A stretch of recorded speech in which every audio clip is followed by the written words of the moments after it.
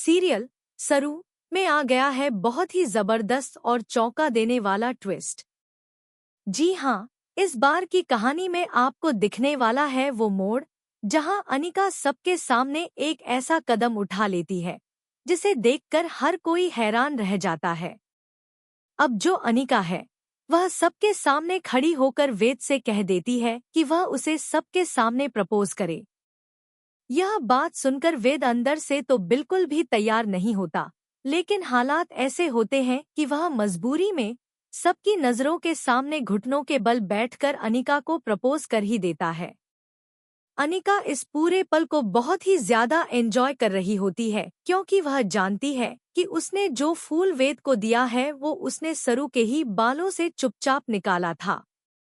यही नहीं, जैसे ही वेद वह फूल अनिका को देता है, अनिका की खुशी का ठिकाना नहीं रहता। वह फौरन उस फूल को हाथ में लेकर सबके सामने जाकर वेद को किस कर लेती है। अब जरा सोचिए, ये सब देखकर सरू पर क्या बीतती होगी। सरू, जो वेद से दिल से प्यार करती है, उसका खून खोल जाता है, लेकिन वह चाहकर भी कुछ कर नहीं पाती क्योंकि उसकी जुबान बंद है, उसके हाथ बंधे हुए हैं। अब आप सोच रहे होंगे कि आखिर वेद ने यह सब किया क्यों? तो बता दें कि वेद ने अपनी मां तारा की खुशी के लिए ये फैसला लिया है और इसी का फायदा अब अनिका उठा रही है। अनिका की नानी और मां तो जैसे खुशी से फूली नहीं समा रही हैं। घर में मिठाइयां बंटने की तैयारी हो रही है। अनिका की मां यहाँ तक कह देती है अनिका की दादी से कि अब तो आपकी पोती की सगाई हो रही है, मिठाइयां बांटिए, सारे गहने बाहर निकालिए, अब सब काम आने वाला है। दादी यह सुनकर चौंक जाती हैं, कहती हैं, मेरी पोती की सगाई, और जब उन्हें बताया जाता है कि बात अनिका की हो रही है, तो वह खुशी और हैरानी दोनों से भर जाती हैं।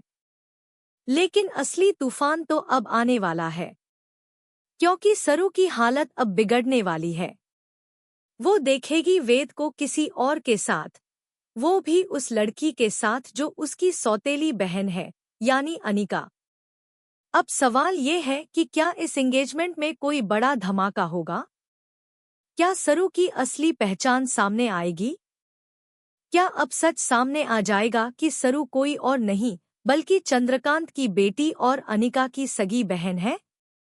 आपको क्या लगता है? क्या अब यह राज खुल जाना चाहिए? क्या अब सच सामने आना चाहिए? नीचे कमेंट बॉक्स में हमें अपनी राय जरूर दीजिए।